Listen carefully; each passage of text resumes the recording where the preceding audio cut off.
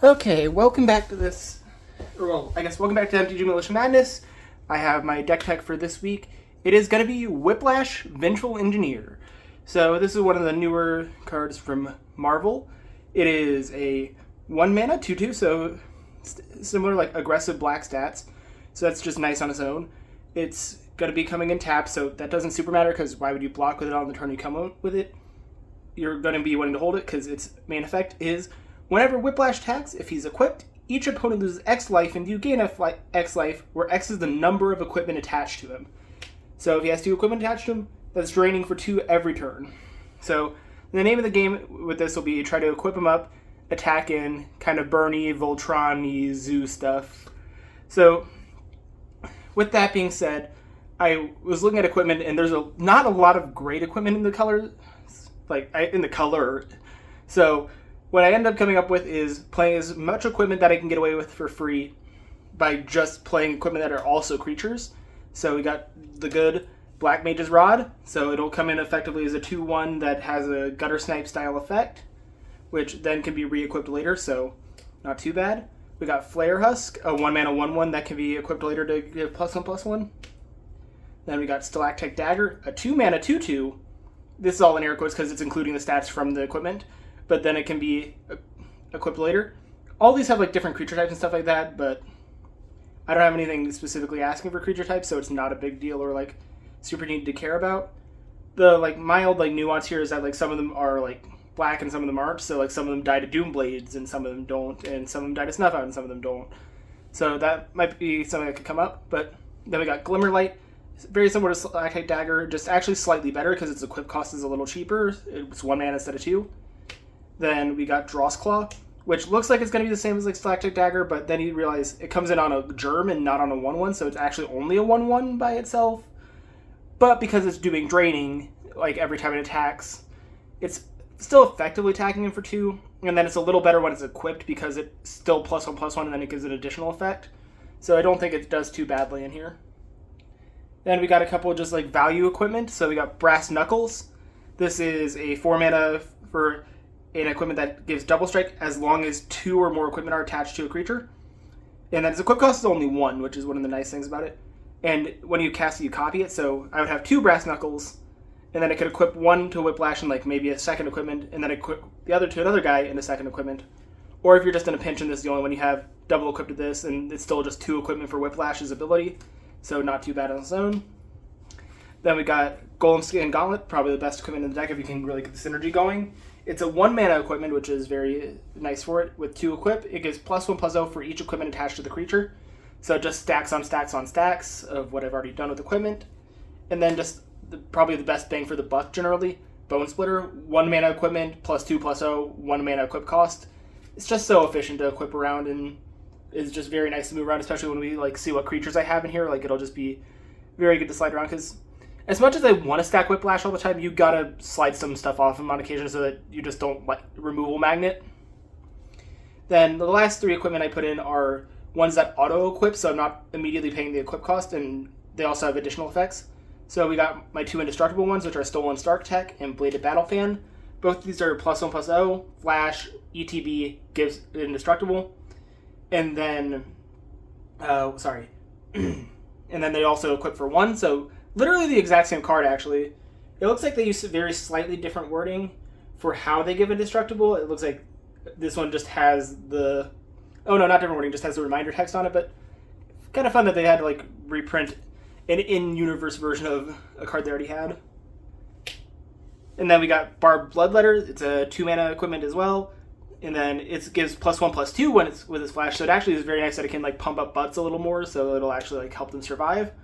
And then on the turn it enters, it gives the creature Wither, which means that it'll deal damage with -1/-1 counters, and because of the bigger butt it gives them, it means that the creature's actually a little more likely to survive. So instead of, like, indestructible, this is more like, hey, if they try to bolt a guy, survives the bolt. And also, it's just like what I defended with earlier is I need stuff that auto-equips because paying equip costs all the time will take up all of my mana. Then we got my next package, which we're on to creatures. So what I did next word is creatures that are evasive, prioritizing black pips because I do have a Great Merchant of Asphodel, which we'll get into later. But so we have Dauthi Slayer, which is just a 2-mana 2/2 shadow that attacks each combat fable.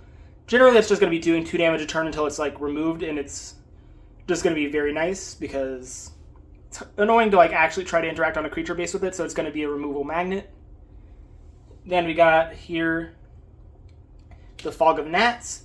It's a 1/1 flyer for 2, but it has the ability to regenerate itself, so it can like get equipped up and then be harder to kill, which is very relevant, which is nice.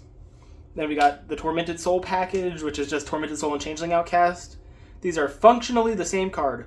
1 mana unblockable and can't block. Then we got Refurbished Familiar because we have a lot of artifacts from these equipments. We'll have a couple more. It's just a nice 1 or 2 mana flyer in most cases that'll also like have an extra ability to make my opponent discard. There's very little reason not to include it. Then next we got just the 2 other 1 mana creatures I have. They're just aggressive ones, so they don't have evasion, but they're very on rate, which is nice. We have Goldraw's Vampire, which is a 1/1 for 1, but if an opponent's at 10 or less life, it gets +2/+1 and Intimidate, which does add it to the evasive package, but it doesn't start with it, so I didn't want to add it to it initially. But in the mid to late game, it can actually like pull the same duty as all those other ones. And then Vampire Lacerator, which is 1 mana 2/2, so just like my commander, but it means I can have another one down, so I have multiple bodies on the board. And then at the beginning of my upkeep, I lose a life unless an opponent has 10 or less. So it will slowly kill me, but as long as I'm killing my opponent, it shouldn't really matter. Then we just got what I would say is the value creature suite, which is Gurmag Angler, so just a big body that in the mid game I can play for a little cheaper just to get something down that's not going to die as easily as all my other little guys. Thorn the Black Rose also has a little more health, which is not bad, but then keeps me drawing as the game goes on because I'm punching in and should be able to take it back if I need to. And then Makotai Ambusher. Because I have so many evasive creatures, I thought it would just be nice to throw an Ninjutsu creature in the main deck, especially like this, because it can help me gain life back a little bit in races. It's also an artifact, so it applies to the synergy of the Refurbished Familiar and a couple of their like artifact sack cards. Those can also normally sack creatures anyway, so I don't think it changes much anywhere, but it still applies to the Refurbished Familiar, which is the bit of a point there. Then we got my bit of a burn package, which includes my last creature, which is Grey Merchant of Asphodel. I'm not expecting this to do an insane amount, but if it does like 3 to 5, that's going to be good enough. I just want to have a little bit more reach and not just only go through attacking in. Then we got Hopeless Nightmare. It's a shock effect to the face, but then it also makes my opponent discard a card. And then later in the game, I can sacrifice it to Scry 2, which is not too bad. Don't think I'm going to be activating it too much, but at least having the option is good. Then we got Okipa Reckoner Raid. It's a drain 1 twice, so they lose 1, I gain 1, then they lose 1, I gain 1. Then it flips into a 2/2 Menace, which also says some stuff about vehicles, but we don't care about vehicles. But so it ends up adding to the evasive creature cycle by having Menace, which I think is very nice. But I didn't include it in creatures really because it's so slow to get off the ground. I don't really like hyper love paying 1 mana for it as a creature, but because it's a burn then a creature, I think it fits nicely enough into the deck. Then we got a bit of our draw package here. So we got Ichor Wellspring, Mephitic Draught. You'll understand, like, the normal artifact stuff, what those pair with to add even more to draw. In a second, I just wanted to lump all those cards together. But then we got Sign in Blood and Night's Whisper. So draw 2, lose 2. One of those can be pointed at opponents' faces if they're low enough to just kill. So that's nice. Then to add to the draw package, we got the Reckoner's Bargain, Eviscerator's Insight, Deadly Dispute, Finneckle Offering. All the sack artifact draw 2s.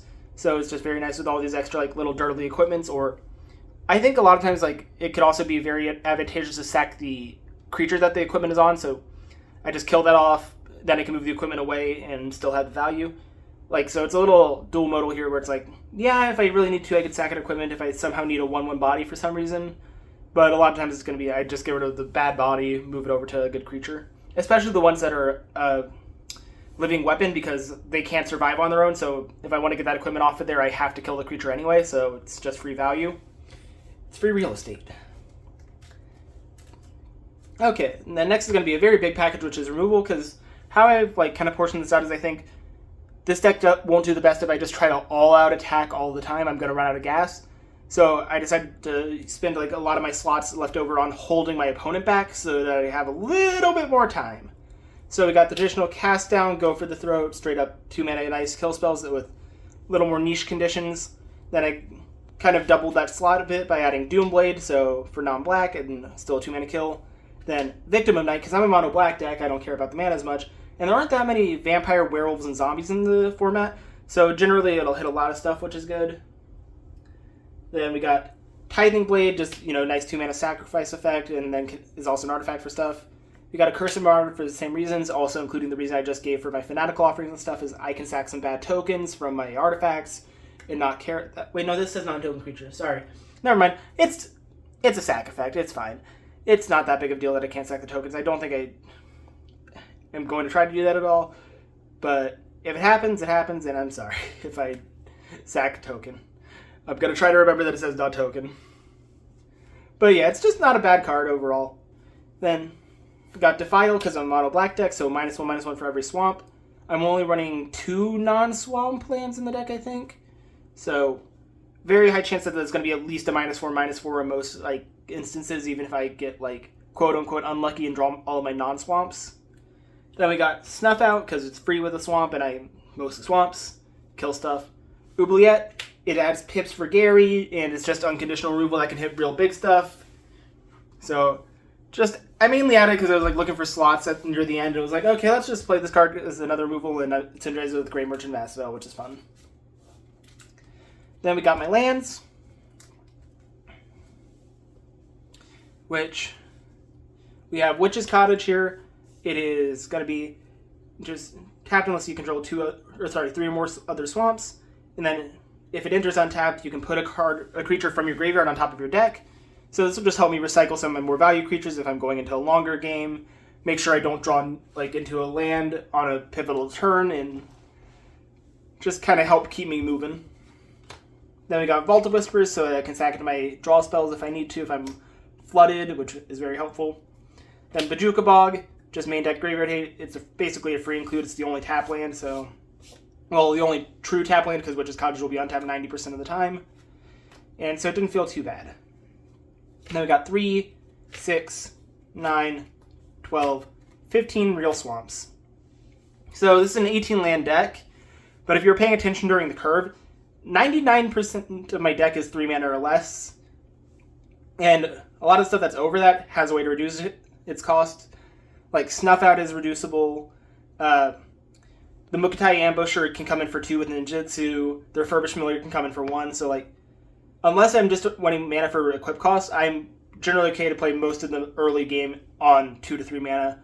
And then if I start getting more lands later, that's when I'll start doing a lot more equipping. So, yeah, I think 18 felt not too bad for a deck of this type. Okay, now we're on to my sideboard. We got a traditional 3-card anti-graveyard package.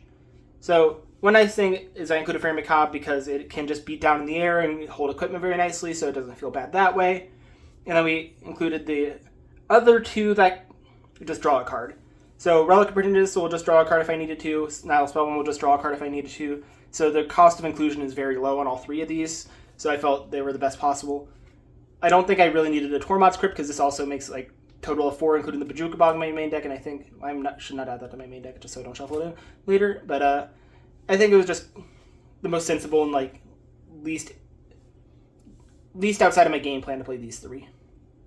Next, I got some removal spells. So if I'm playing against something like player anti-hero decks and stuff like that, I want to make sure I kill that and not their tokens from their bird maker.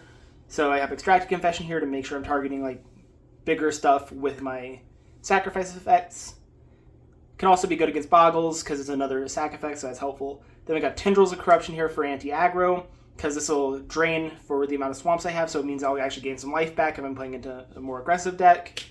Same kind of thing here for Trespasser's Curse for the anti-aggro decks, or for anti-aggro decks, not for the anti-aggro decks. But so whenever a creature enchanted player controls, that player loses a life and I gain a life, so I'll just put on them as they're playing out creatures to continue their aggressive game plan. They'll lose out. It's also good against stuff like elves and anything that just goes dumb wide. Then I brought in Suffocating Fumes for the same reason. Just good against going wide, but also I can just cycle it away for free to continue my very linear game plan if I need to. So once again, the cost of inclusion is very low, and I think that was just a lot of my priorities. Is I'm a pretty straightforward deck that wants to do my own thing, so with sideboard cards I didn't want to take too much away from my own plans. And that was it for like hyper silver bully stuff. So then I was like thinking about it, and I was like, okay, if I lose out to hard control and stuff like that, I'm just gonna have a whole rest of my sideboard be discard tools, and if I can take out like a lot of my removal and get some more control matchups, let's, instead of playing all that removal, play discard. So I have Duress, which was going to be included no matter what when I started. Mesmeric Fiend, which was kind of the same, just stuff to hold my opponents back and like give me control over what's in their hand. Pilfer was the next one that I got in because I was just like, okay, once again, this gives me the choice. That's important. Then Okiba was the next one in because I was like, okay, that's aggressive. It'll make them discard 2. That's not too bad. I can repeat some ETB effects off of some creatures, which I don't think I included any super big ETB effects, but I do have Refurbished Familiar, so that could be possible still. But also just, it makes them discard 2. It's pretty free.